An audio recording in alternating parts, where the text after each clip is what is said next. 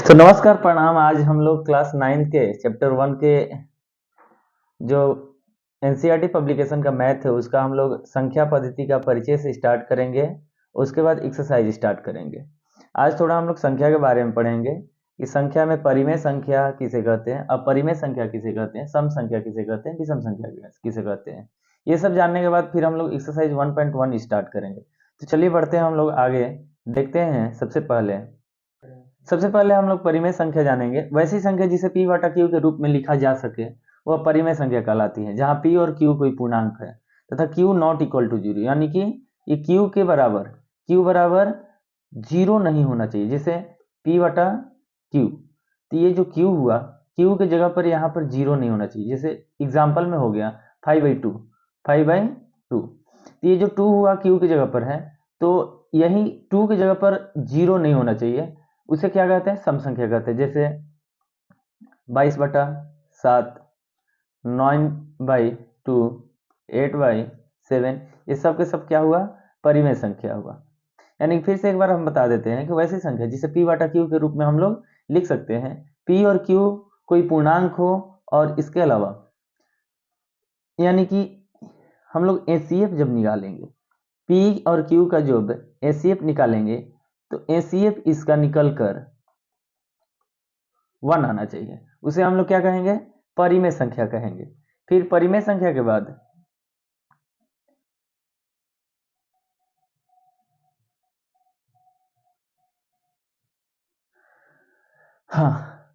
पूर्ण संख्या, यानी कि पूर्ण संख्या किसे कहते हैं, पूर्ण संख्या को इंग्लिश में हम लोग होल नंबर कहते हैं। प्रकृत संख्या के पहले जीरो लगा देने से वह संख्या पूर्ण संख्या बन जाती है। यानी कि प्रकृत संख्या बोले तो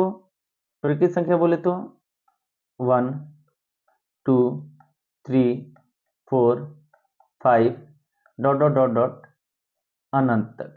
और इसके पहले जब हम लोग शून्य का प्रयोग कर देते हैं तो ये पूर्ण संख्या बन जाती है।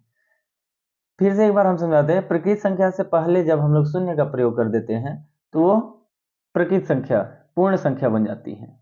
इसके बाद सम संख्या।